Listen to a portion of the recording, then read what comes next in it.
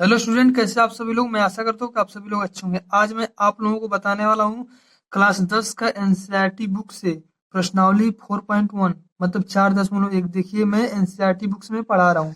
ये देख लीजिए, ये बुक इसी बुक से मैं पढ़ा रहा हूँ। ठीक, अब ध्यान दीजिए। मैं आपको 3 पार्ट तक मैं पढ़ा चुका हूँ।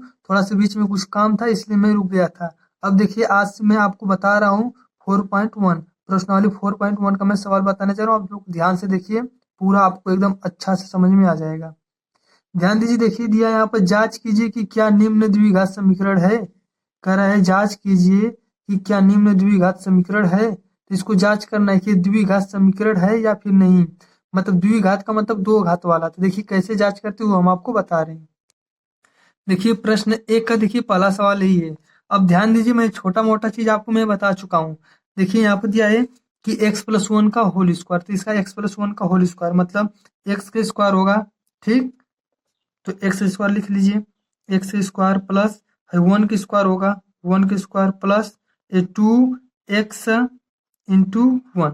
ये होता है ना, एक्स स्क्वायर प्लस 1 का स्क्वायर प्लस 2 है 2, फिर ये एक्स और 1 इन दोनों को यहाँ पर लिख देते हैं गुणा में। ठीक, ये बराबर फिर क्या होगा। देखिए 2 का इसमें अंदर गुणा करना है। ठीक, तो गुणा कर लीजिए। 2 का गुणा x में करेंगे तो 2x, फिर माइनस 2 का गुणा 3 में करेंगे तो 2 तिया 6। इस तरह से आप लिख लेंगे। आगे देखिए, एक्स स्क्वायर प्लस ये 1 का स्क्वायर करेंगे तो 1 ही रहेगा, प्लस देखिए 2 एक कम 2x बराबर ये 2x-6। अब ध्यान दीजिएगा, बराबर की इधर उधर अगर कोई भी चीज, देखिए बराबर की इधर उधर अगर कोई भी चीज से मिल रहा है तो वो कट सकता है, मतलब खत्म हो जाएगा। ये 2x देखिए खत्म हो जाएगा। ठीक, क्या बचेगा, एक्स स्क्वायर a+1, इधर -6 इधर आएगा तो +6 हो जाएगा बराबर 0। फिर देखिए सबको इधर लेकर आएंगे। ठीक, तो इधर देखिए -6 था, इधर आया +6 हो गया। एक्स स्क्वायर a1 और a6 कितना हो जाएगा 7 मतलब 7। तो यहाँ पर हो गया x² + 7। x² + 7 का देखिए अब इसमें करा है द्विघात समीकरण है कि नहीं चेक करना है। मतलब देखिए x² है ना, द्विघात समीकरण मतलब केवल दो घात। द्विघात का मतलब दो घात, तो दो घात से ज्यादा रहेगा तब तो द्विघात नहीं रहेगा। सबसे ज्यादा घात 2 रहना चाहिए। देखिए सबसे ज्यादा घात 2 है, इसकी घात में 0 मानते हैं, तो ये द्विघात समीकरण है, इस तरह से लिख सकते हैं। ठीक, अब देखिए मैं दूसरा, देखिए ये दूसरा कुछ इसमें से मैं बता दे रहा हूँ और कुछ आपके लिए छोड़ दूंगा लगाने के लिए। देखिए मैं तीसरा बता रहा हूँ, जो कठिन कठिन थोड़ा है उसको मैं आपको बता दे रहा हूँ। ठीक लेंगे, तो देखिए देखिए तीसरा सवाल, प्रश्न एक का तीसरा सवाल। अब देखिए इसको हल करना है। इसका इसमें गुणा करेंगे और इसका इसमें गुणा करेंगे। ठीक, अब देखिए कर रहे हैं गुणा। देखिए एक्स का गुणा एक्स में करेंगे तो x² प्लस, फिर एक्स का गुणा 1 में करेंगे तो x, फिर यहाँ माइनस तो माइनस लिख लेंगे। -2 का गुणा x में करेंगे तो -2x, -2 का गुणा 1 में करेंगे तो -2 बराबर x का गुणा x में करेंगे x², x का गुणा फिर 3 में करेंगे तो 3x, फिर -1 का गुणा x में करेंगे तो -x, -1 का गुणा 3 में करेंगे तो -3। अब ध्यान दीजिए, देखिए इधर भी x² इधर भी x² सेम मिल रहा है ना, तो x² से x² क्या हो जाएगा, खत्म हो जाएगा। अब देखिए उसके बाद फिर क्या करेंगे। देखिए x है, ये -2x घटेगा तो -x बचेगा, ये -2 है तो -2 बराबर ये 3 में से x घटेगा तो 2x बचेगा, ये -3 है तो -3। इन सबको इधर लेकर आइए, -x -2, इधर +2x इधर आएगा तो -2x, ये -3 इधर आएगा तो +3 बराबर 0 मान लेंगे। अब देखिए -x -2x कितना होगा -3x, -2 है ये +3 है, 3 में से 2 जाएगा तो +1 बराबर 0। देखिए यही आ गया आपका आंसर। तो इसमें देखिए सबसे ज्यादा घात 2 होना चाहिए। सबसे ज्यादा घात 2 नहीं, इसकी घात तो 1 मानते हैं, इसकी घात 0, सबसे ज्यादा 2 नहीं है, तो 2 घात वाला ये नहीं है। देखिए इसमें क्या था, 2 घात था ना, इसमें 2 घात नहीं है, तो ये द्विघात समीकरण नहीं है, तन नहीं लिख देंगे। ठीक, इस तरह से। अब देखिए आगे मैं आपको पांचवा बता रहा हूँ, एकदम आसान। आप अच्छे से देखिए, पूरा एकदम समझ में आपको आएगा। देखिए यहाँ पर है पांचवा सवाल। देखिए आगे क्या है, 2x-1 है, तो 2x-1 है, इसका इसमें गुणा करेंगे और इसका भी इसमें गुणा करेंगे। गुणा कर लीजिए, ये 2x का गुणा देखिए x में करेंगे 2x², ये -2x का गुणा 3 में करेंगे 2 तिया 6x। ठीक, अब -1 का गुणा इन दोनों में करेंगे, -1 का गुणा x में करेंगे तो -x हो जाएगा, 1 नहीं लिखते हैं। 1 का गुणा -3 में होगा तो -3 -1 क्या हो जाएगा, प्लस 1 तिया 3। ठीक, अब बराबर दे लेंगे। देखिए अब x का गुणा इन दोनों में करिए, x का गुणा x में करेंगे तो x², फिर x का गुणा -x में 1 में करेंगे तो -1, 5 का गुणा x में करेंगे तो +5x, +5 का गुणा माइनस में करेंगे तो -5। ध्यान दीजिए, अब सबको देखिए इधर लेकर आएंगे तो ये देखिए 2x² है तो 2x² हो गया, ये -6x हो गया, ये -x है +3। इधर का सबको लेकर आओ, इधर ये प्लस में इधर आएगा तो माइनस हो जाएगा, ये माइनस है तो प्लस हो जाएगा, ये प्लस है तो इधर आएगा माइनस, ये माइनस इधर आएगा तो प्लस, ये बराबर इधर 0 मान लेंगे। ठीक, अब आगे देखिए इसको हल कर लीजिए। देखिए ये 2x² है और यहाँ पे -x² है, मतलब यहाँ पर एक मानते हैं तो 2x² में से एक x² घट जाएगा तो कितना बचेगा, एक ठो x² बचेगा। फिर ये माइनस, देखिए -6x -x कितना हो जाएगा, -7x, या फिर ऐसे देखिए -x से +x खत्म हो जाएगा, -6x -5x कितना होगा, -11x हो जाएगा। ये 3 है और ये 5 है तो 5 3 कितना हो जाएगा, 8 हो जाएगा, ये बराबर 0। तो देखिए सबसे ज्यादा घात देखिए 2 है ना, इसकी घात 1 है, इसकी घात 0 मानते हैं, अंक की घात 0 मानते हैं, इसकी घात 2 है, देखिए सबसे अधिक घात 2 है, तो द्विघात समीकरण है। ठीक, इस तरह से मैं आपको लास्ट बता रहा हूँ, ध्यान से देखिए, एकदम आपको सब समझ में आ जाएगा। देखिए रहा प्रश्न नंबर 1 का 7वां सवाल। ठीक, तो देखिए 7वां मैं बता रहा हूँ, देखिए बस इतना बताऊंगा 7 को, देखिए 4 हो गया, इसमें 8 सवाल है तो 4 जो कठिन कठिन था वो मैं बता दिया हूँ, और आप इसी तरह आराम से अच्छे से लगा लीजिएगा। ठीक, अब देखिए आगे मैं इसको बता रहा हूँ। देखिए x+2 का होल क्यू है, तो x+2 का होल क्यू कैसे होगा, तो आप लोग सूत्र जानते होंगे, देखिए a+b का होल क्यू जानते होंगे, a+b का होल क्यू क्या होता है, a³ + b³ + 3ab, फिर कोष्टक में a+b होता है, ये होता है ना, तो इसी सूत्र पर देखिए इसको लगाते हैं। ठीक, तो देखिए यहाँ पर x का क्यू प्लस ये 2 है तो 2 का क्यू प्लस 3, देखिए x और 2 है, ए बी की जगह तो यहाँ पर x गुणे 2 लिख लेंगे, फिर कोष्टक में इसको लिखते हैं एक बार x+2। ठीक, ये बराबर है तो बराबर लिख लेंगे, 2x है 2x, यहाँ पे x² -1 है तो x² -1, अंदर गुणा भी कर सकते हैं लेकिन अभी हम करेंगे, x³ लिख लेंगे इसी तरह, ये 2 का घन क्या होता है, 8 होता है, प्लस ये 3 दूना 6x हो जाएगा। ठीक, ये कोष्टक में जो इसको लिख लीजिए x+2। अब देखिए बराबर ये 2x का अंदर गुणा करेंगे तो 2 हो जाएगा, x है, x का x² में गुणा होगा तो एक x है 2 ठो है तो कितना हो जाएगा, मतलब x की पावर 3 हो जाएगा, 2x की पावर 3, ये माइनस है तो माइनस, 2x का गुणा में करेंगे तो 2x ही रहेगा। ठीक, अब देखिए यहाँ पर x³ है +8 है +6, 6 का अंदर गुणा करेंगे तो 6 का गुणा अंदर 6x का अंदर गुणा करेंगे तो क्या होगा, 6, एक ठो x है, एक ठो इसके घात में इसके है। ठीक, तो एक ठो घात है, एक ठो घात है, कितना हो जाएगा, 2 ठो हो जाएगा, प्लस 6 दूना 12, यहाँ पे x है तो x लिख लेंगे। देखिए इधर ये प्लस में इधर आएगा तो माइनस में हो जाएगा, इधर ये माइनस में इधर आएगा तो प्लस में हो जाएगा, बराबर क्या मान लेंगे, 0। अब ध्यान दीजिए x³ है यहाँ पर -2x³ है तो 2 में से एक ठो x³ घट जाएगा तो कितना बचेगा, -1 ठो x³ बचेगा। उसके बाद फिर क्या बचेगा, 6x² है तो 6x² लिख देंगे, ये प्लस 12x है, 12x में 2x जोड़ देंगे तो कितना हो जाएगा, 14x हो जाएगा, कितना हो जाएगा, 14x हो जाएगा। फिर उसके बाद ध्यान दीजिए अब क्या होगा, ये फिर उसके बाद देखिए जो अंक 6 बचा है तो इसको 6 लिख लेंगे, बराबर 0। तो ये आपका क्या हो गया, आगे आंसर। और इसमें देखिए सबसे ज्यादा घात क्या है, 3 है, सबसे ज्यादा घात 3 है तो यह द्विघात समीकरण नहीं है। ठीक, सबसे ज्यादा घात कितना आना चाहिए, सबसे ज्यादा घात आपका आना चाहिए 2। देखिए यहाँ पर 2 घात थे इसलिए द्विघात समीकरण है, यहाँ पर 2 घात नहीं था, 1 का घात था, द्विघात समीकरण नहीं है। यहाँ पर देखिए 2 से अधिक घात है तब पर भी द्विघात समीकरण नहीं रहेगा, सबसे ज्यादा घात 2 होना चाहिए। इस तरह से प्रश्न नंबर 1 खत्म हो गया, और बाकी जो 1 2 देखिए आप सवाल बचा है, देखिए मैं इस साइड का इसमें देखिए सब मैं बता दिया हूँ, इधर का मैं सब इसको सबको मैं बता दिया हूँ, बाकी इधर का आप आराम से धीरे धीरे लगा लीजिएगा। ठीक, चलिए मैं प्रश्न 2 देखिए स्टार्ट कर रहा हूँ। अब ध्यान दीजिए, देखिए प्रश्न नंबर 2 सवाल क्या है, देखिए मैं अच्छे से एकदम ले लिया हूँ, एकदम बढ़िया से बता रहा हूँ, ध्यान से देखिए एकदम सब समझ में अच्छा से आ जाएगा। मैं देखिए शुरू शुरू में जो समझा रहा हूँ वही समझ जाइए, आपको आ जाएगा। दिया निम्न स्थितियों को द्विघात समीकरण के रूप में निरूपित कीजिए, द्विघात समीकरण केवल बनाना, मतलब इसी तरह जो द्विघात समीकरण अभी बता रहे थे उसी चीज से बनाकर छोड़ देना है। ठीक, ये कह रहा है एक आयताकार भूखंड का क्षेत्रफल बताना है। देखिए पहले देखिए क्या है कि एक आयताकार भूखंड का क्षेत्रफल 528 मीटर स्क्वायर है, क्षेत्रफल की लंबाई चौड़ाई के 2 गुने से एक अधिक है, हमें भूखंड की लंबाई और चौड़ाई ज्ञात करनी है, तो केवल इसका समीकरण बनाकर छोड़ देना। देखिए यहाँ पर काय द्विघात समीकरण के रूप में निरूपित कीजिए। ठीक, तो ध्यान दीजिए, देखिए जब द्विघात समीकरण बनाना रहता है ना तो केवल एक ठो मानते हैं। अगर वैसे सवाल आता है तो एक्स लंबाई को मान लेते हैं, चौड़ाई को वाई मान लेते हैं, ऐसे भी एक्स वाई मानेंगे तो आ जाएगा। लेकिन देखिए जैसे मैं बता रहा हूँ वैसे आप कर लीजिएगा, ठीक। केवल समीकरण बनाना है तो देखिए इस तरह से करिए। कह रहा है कि उसका लंबाई उसकी चौड़ाई के 2 गुने से अधिक है, मतलब जो लंबाई है वो ज्यादा है और चौड़ाई क्या है, कम लग रहा है, ठीक। तो चौड़ाई कम लग रहा है लेकिन लंबाई ज्यादा लग रहा है, तो जो कम लग रहा है उसी को मानेंगे। तो माना चौड़ाई बराबर एक्स, चौड़ाई कम लग रहा है तो एक्स को ही चौड़ाई को ही मानेंगे। हम बताया आपको। देखिए कह रहा है उसका लंबाई उसकी चौड़ाई के 2 गुने से 1 अधिक है, तो मतलब लंबाई ज्यादा लग रहा है और चौड़ाई कम लग रहा है, तो इसलिए हम क्या मानेंगे, चौड़ाई एक्स मानेंगे। और लंबाई क्या होगा भाई, कह रहा है जो लंबाई है इसका जो चौड़ाई एक्स माने हैं, चौड़ाई के देखिए 2 गुने से, 2 गुने मतलब 2 का गुणा करेंगे, 2 गुने से 1 अधिक है, 1 अधिक का मतलब +1 कर लेंगे, ठीक। क्या होगा, 2 का गुणा एक्स में होगा 2x, ये +1 है तो +1, ठीक। तो देखिए लंबाई क्या आ गया 2x + 1, चौड़ाई क्या है x है, ठीक।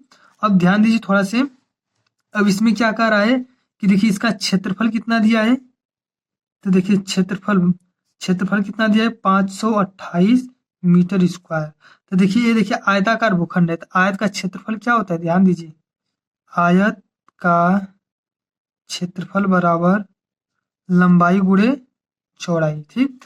आयत का क्षेत्रफल कितना दिया 528 दिया है, तो यहाँ लिख देंगे 528 बराबर लंबाई कितना है, लंबाई देखिए 2x + 1 है, 2x + 1 मान लेंगे। चौड़ाई कितना x है तो चौड़ाई को x मान लेंगे। दोनों का देखिए इसे करके गुणा कर लेंगे, ठीक। लंबाई इतना हो गया, चौड़ाई x हो गया, ठीक। अब 528 है लिख लेंगे। अब देखिए x का गुणा 2x में करेंगे तो देखिए 2 हो जाएगा, एक घात इसका x, एक घात इसका 1 है 2। तो देखिए 2x का गुणा, देखिए x का गुणा जब 2x में करेंगे तो 2x स्क्वायर होगा, प्लस x का गुणा 1 में करेंगे तो x रहेगा, ठीक।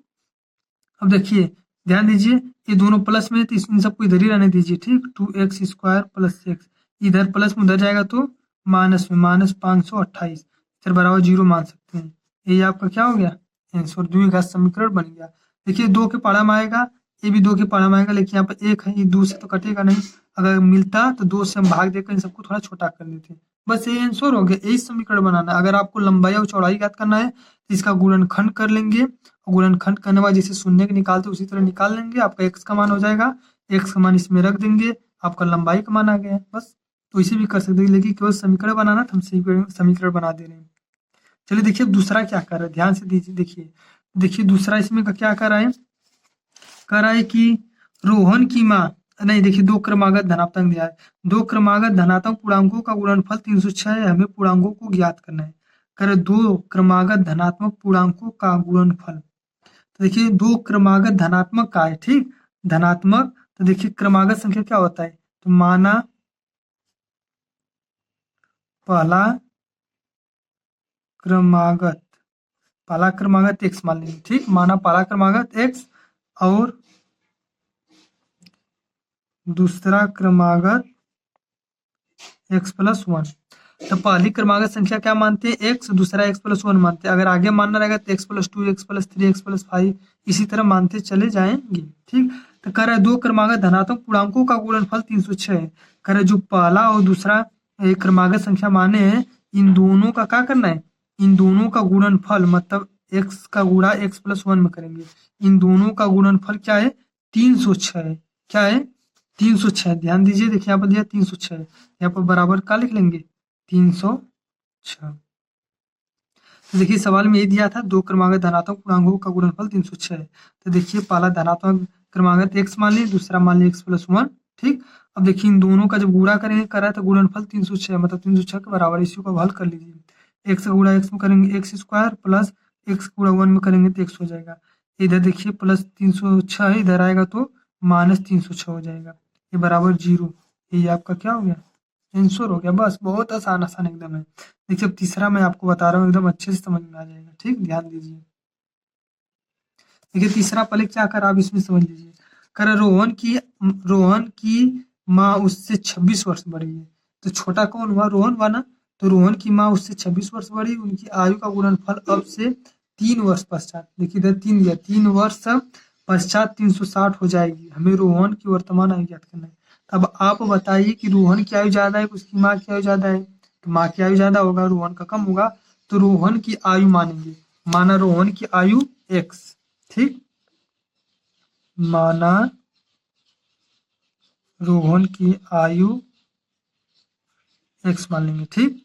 अब माँ की आयु कितना होगा, माँ की आयु, देखिए ध्यान दीजिए यहाँ पर कहा दिया है कि रोहन की माँ उससे 26 वर्ष बड़ी है। तो अगर रोहन का उम्र अगर x है तो उसकी माँ की उम्र क्या हो जाएगा, x प्लस 26, क्योंकि 26 वर्ष बड़ी है ना। अगर रोहन मान लो 5 साल का है, उसकी माँ अगर उससे 26 वर्ष बड़ी है तो 26 जोड़ दोगे तो 31 हो जाएगा ना। तो उसी तरह हुआ है, रोहन की आयु x तो उसकी माँ की आयु x प्लस 26 हो जाएगा, ठीक। अब आगे ध्यान दीजिए क्या कह रहा है, कह रहा है अब से 3 वर्ष पश्चात, अब से कह रहा है उनकी आयु का गुणनफल अब से 3 वर्ष पश्चात 360 हो जाएगा। कह रहा है कि अब से 3 वर्ष पश्चात उनकी आयु का गुणनफल क्या हो जाएगा, 360 हो जाएगा। देखिए तो 3 वर्ष पश्चात कह रहा है ना, पश्चात का मतलब जोड़ना होता है, 3 वर्ष बाद, बात कहिए चाहे पश्चात कहिए, देखिए बात एक ही है, मैं आपको पीछे भी मैं बताऊँ सब कुछ, 3 वर्ष पश्चात या बाद। तो 3 वर्ष पश्चात, देखिए 3 वर्ष पश्चात क्या होगा, तो रोहन की उम्र क्या होगा, देखिए पश्चात या बाद जब कहता है तो 3 3 जोड़ देते हैं, 3 क्या करेंगे, रोहन की आयु में x प्लस 3 कर देंगे, 3 जोड़ देंगे। अब माँ की आयु क्या हो जाएगा, माँ की आयु x प्लस 26 है ना, तो 3 वर्ष बाद 3 और जोड़ देंगे।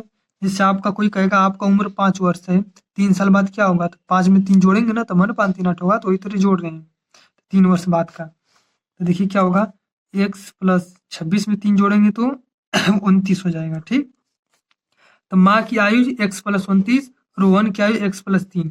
कह रहा है इन दोनों लोगों का आयु का गुणनफल, देखिए इसमें कह रहा है, इसमें देखिए कहा था, क्या कहा था कि 3 वर्ष पश्चात, इसीलिए 3 3 दोनों लोगों में जोड़े हैं। कह रहा है कि उन दोनों लोगों के आयु का गुणनफल क्या है, 3 वर्ष बाद 360 हो जा रहा है। तो दोनों लोगों का आयु का गुणनफल कर लीजिए, मतलब रोहन का आयु क्या है, x प्लस 3 गुणे उनकी माँ की आयु क्या है, x प्लस 29 बराबर क्या कर रहा है, बराबर 360 हो जा रहा है, तो बराबर 360, ठीक। अब इसको आगे हल कर लीजिए, बस वही आपका बन जाएगा समीकरण।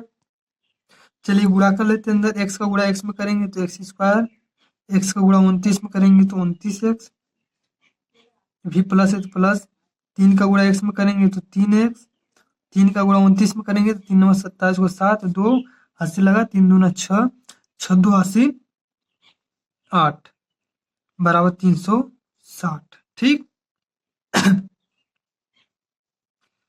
देखिए इसको अभी इधर लेकर आएंगे, 29x में 3x जोड़ेंगे तो 32x हो जाएगा, प्लस से 27 इधर है, प्लस में इधर आएगा तो माइनस में हो जाएगा।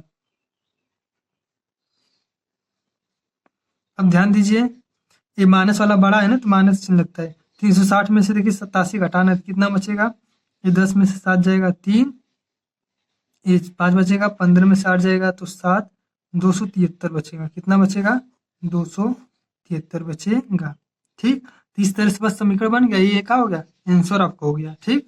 अब देखिए अगला सवाल क्या है, चौथा कह रहा है कि एक रेलगाड़ी 480 किमी की दूरी समान चाल से तय करती है, यदि इसकी चाल 8 किमी प्रति घंटा कम होती है तो वह उसी दूरी को तय करने में 3 घंटे अधिक लेती है, हमें रेलगाड़ी की चाल ज्ञात करनी। तब इसका भी बनाना है इसी तरह समीकरण। देखिए अब क्या करा अगला सवाल, करा एक रेलगाड़ी 480 किमी की दूरी समान चाल से तय करती है।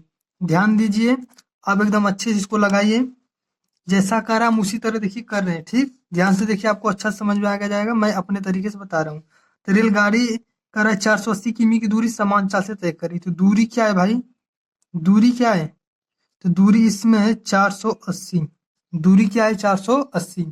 देखिए इसमें चाल नहीं दिया है, तब देखिए अब इतना देखिए थोड़ा सा हम अलग कर लेंगे, ठीक हो गया। अब ध्यान दीजिए कह रहा है दूरी 480 हो गया, अब इसमें चाल नहीं दिया है तो अपने से क्या कर लेंगे कि चाल बराबर x, क्या कर लेंगे, माना चाल बराबर x। लास्ट में कह रहा है कि रेलगाड़ी की चाल ज्ञात करनी है, तो जो चीज ज्ञात करना रहता है उसको हम x मान लेते हैं, तो माना चाल बराबर x और दूरी क्या है 480। अभी देखिए इधर सवाल है लेकिन मैं यहाँ तक का मैं बता रहा हूँ, दूरी बराबर 480, चाल बराबर x, ठीक। तो दूरी हो गया, चाल हो गया, समय नहीं है तो समय भी ज्ञात करेंगे ना, तो समय बराबर क्या होता है, समय बराबर होता है दूरी बटे चाल, क्या होता है, समय बराबर दूरी बटे 4। तो समय बराबर क्या हो जाएगा भाई, ध्यान दीजिए। तो दूरी क्या है 480 है, चाल क्या है x है। तो ध्यान दीजिए, ये देखिए समय, ये समय आ गया, समय भी निकल गया, चाल का भी मान आ गया, दूरी भी आ गया, ये तीनों है। अब इसके बाद ध्यान दीजिए, अब देखिए क्या कर रहा है, अब इसी को समझना है। कर यदि इसकी चाल 8 किमी प्रति घंटा घंटा कम हो तो उसी दूरी को तय करने में वो 3 घंटे अधिक समय लेती है। तो हमें रेलगाड़ी की चाल ज्ञात करना है। ध्यान दीजिए, अब दूरी बराबर क्या होता है, अगर आपको देखिए देखिए ध्यान दीजिए, दूरी बराबर क्या होता है, दूरी बराबर होता है चाल गुणे समय। दूरी बराबर क्या होता है, चाल गुणे समय। कह रहा है जो 480 किमी की जो दूरी है उसी को तय करने में अगर उसकी जो चाल है उसमें 8 किमी प्रति घंटा अगर कम कर दे रहे हैं तो ये जो समय है, समय क्या हो रहा है, समय 3 घंटा अधिक ले रहा है। बस इतना आपको समझना है बस। देखिए आपको ज्यादा नहीं समझना, बस इतना देखिए, दूरी 480, चाल आपका x हो गया मान लेंगे, समय बराबर दूरी बटा चाल होता है, तो 480 बटा x। तो आपका ये समय हो गया, ये चाल हो गया और ये दूरी। तो आराम से देखिए लगाइए खूब अच्छा से, दूरी क्या है भाई 480 है, चाल क्या है, चाल देखिए x माने ना। तो अब क्या कह रहा है, ध्यान दीजिए कि अगर चाल को हम 8 किमी प्रति घंटा कम कर देते हैं, दूरी यही रहेगा, चाल को करें 8 किमी कम करने के लिए, तो जो चाल हम x माने उसमें से 8 कम कर देंगे। ठीक, अब ध्यान दीजिए गुणे समय क्या है, समय देखिए 480 बटे x है, तो 480 बटे x। तो लेकिन कह क्या रहा है, 3 घंटा अधिक समय लेगा। अधिक का मतलब इसमें +3 कर लेंगे, कोई दिक्कत नहीं होना चाहिए। ठीक, देखिए दूरी बराबर चाल गुणे समय, तो दूरी लिख दिए, चाल भी लिख दिए, समय भी लिख दिए। चाल में कहा था 8 किमी का से कम हो रहा है, तो x में से देखिए जो चाल है 8 कम कर दिए। कह रहे जो इस समय है, समय 3 घंटा अधिक लग रहा है, तो समय वाला जो लिखिए उसमें 3 घंटा प्लस कर दिए, अधिक कर दिए। अब इसी को आराम से धीरे धीरे हल कर लीजिए, आपका आंसर आ जाएगा। बेफालतू इधर उधर परेशान नहीं होना है। ठीक, देखिए मैं इसको अब हल कर दे रहा हूँ।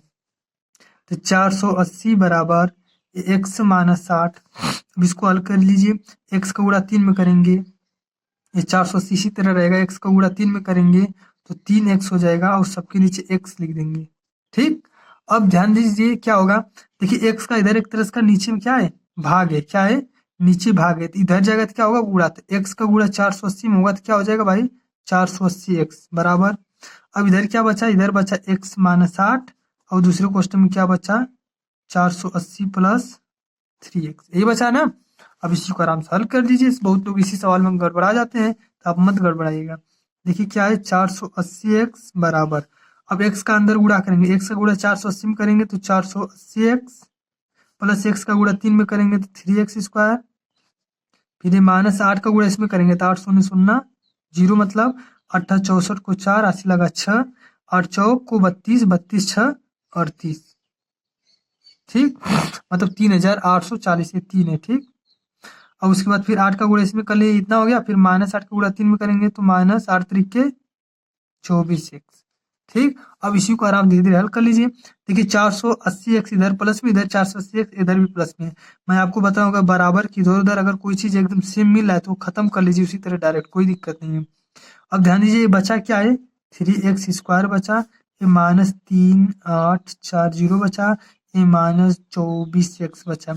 इधर कुछ नहीं बचेगा तो इस इधर का जीरो मानते हैं तो वही जीरो इधर मान लेंगे, कोई दिक्कत नहीं, बराबर जीरो। ठीक, अब देखिए सब में 3 से भाग चला जाएगा, क से 3 से, तो देखिए 3 से भाग देने पर, क से 3 से भाग दे दीजिए, 3 का भाग इसमें देंगे तो x स्क्वायर बचेगा, इसमें 3 से भाग देंगे, 3 एकम 3, 3 दूना 6, ये 8 2 बचेगा, फिर 3 8 24 से 0 बचेगा, इसमें भाग दीजिए 3 8 24, ये बराबर 0।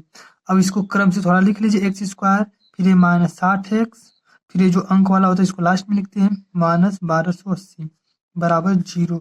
आपका यही क्या हो गया, आ गया आंसर। बस द्विघात समीकरण बनाना था। अगर आप इसको हल कर लेंगे, ठीक ना, एक बार इसको आप अगर हल कर लेंगे और हल करने के बाद अगर आप उसको लगा लेंगे शून्य जैसे निकालते हैं तो आपका x का मान आ जाएगा, दूरी चाल जो भी है चाल और सब आ जाएगा। देखिए मैं इसको हल ही कर देता हूँ आज। ठीक, इसी तरह अन्य जो मैं सवाल को जैसे मैं बताया हूँ इधर, इन सब सवालों को भी देखिए जो समीकरण बना है ना, यहाँ समीकरण बना है, यहाँ समीकरण बना है, यहाँ समीकरण बना है, इन समीकरणों को इसी तरह हल कर लेंगे तो आपका आंसर आ जाएगा जैसे मैं इसको हल करके मैं बता रहा हूँ। ठीक, अब देखिए ऐसा संख्या लेना है कि उन दोनों संख्याओं का, देखिए गुणनखंड तो आप जानते ही होंगे, ऐसा संख्या लेना है, दो ठो संख्या लेना है कि उन दोनों संख्याओं का जब हम गुणा करें तो 1280 आ जाए, और उन दोनों संख्याओं में जोड़ दे या घटा दे तो -8 आ जाए। तो देखिए मैं 40 लूंगा और लूंगा 32, 40 और 32, 40 और 32 का गुणा करेंगे तो इतना आ जाएगा, ठीक। 32 चौक को 128 होता है, जीरो तो 1280 हो जाएगा।